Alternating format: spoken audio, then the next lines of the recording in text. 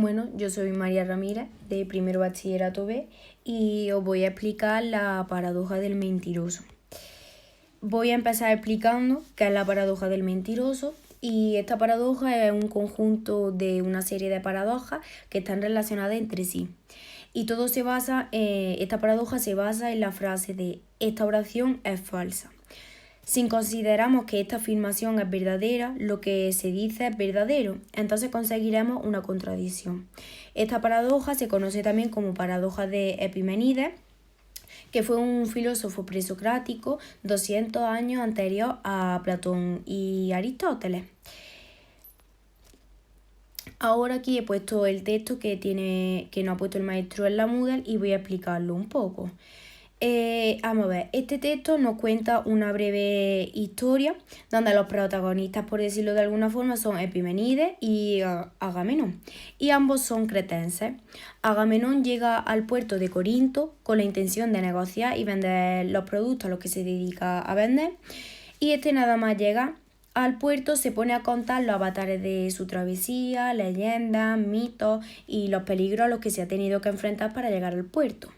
En este momento le interrumpe Epimenides y afirma que todo lo que está contando es falso, ya que todos los cretenses son mentirosos. Sin embargo, Epimenides también es cretense, por lo que no sabemos si Epimenides dice la verdad o está mintiendo. Y ahora vamos a analizar la frase de todos los cretenses son mentirosos. Realmente no podemos saber si Epimenides está mintiendo o está diciendo la verdad debido a lo siguiente.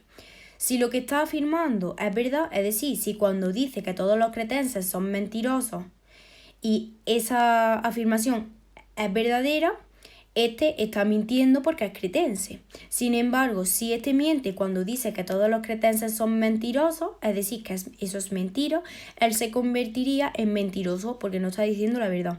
Entonces, de este modo no sabemos ni podemos saber si Epimenides dice la verdad o está mintiendo.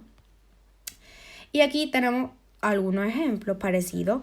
Por ejemplo, el botón azul dice la verdad y luego al lado pone que el botón rojo miente. Entonces, no sabemos cuál es la oración verdadera, ni tampoco sabemos cuál es la falsa, al igual que ocurre en la otra imagen de al lado. Por ejemplo, la oración del otro lado es falsa y luego en la otra pone que la oración del otro lado es verdadera.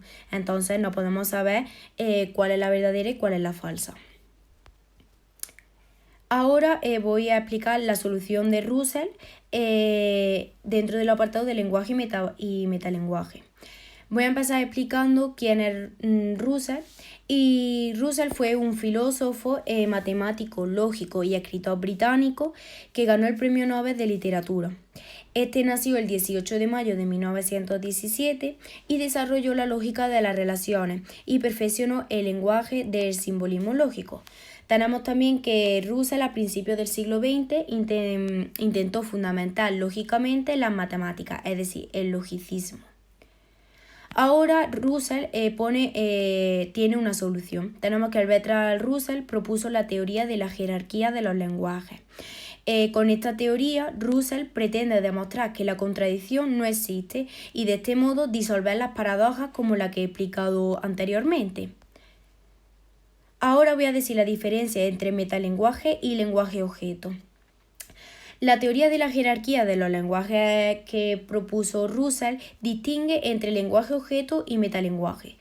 Un metalenguaje es un lenguaje que se utiliza para hablar de otro lenguaje y del lenguaje que se habla es el lenguaje objeto, es decir, el metalenguaje se utiliza para hablar de otro lenguaje y ese lenguaje del que se habla es el lenguaje objeto. Por ejemplo, una frase que es Rubén dice que todos los gatos tienen 7 vidas. Pues en esta frase tenemos que diferenciar dos niveles, lo que dice Rubén y lo que dice. O sea, tenemos que diferenciar lo que dice Rubén y que lo dice. Es decir, tenemos que diferenciar entre lo que está contando Rubén que sería que los gatos tienen 7 vidas y que Rubén lo está contando. Como este dice tal cosa, podemos suponer que lo que está diciendo es verdadero, pero también podemos decir que lo que está diciendo es falso. En este caso debemos considerar que es tanto falso como verdadero. ¿Por qué? Porque Rubén ha dicho que los gatos tienen 7 vidas, por lo que es verdadero. Es decir, Rubén lo ha dicho. Entonces, eso es verdad. Pero puede ser que lo que esté diciendo sea falso.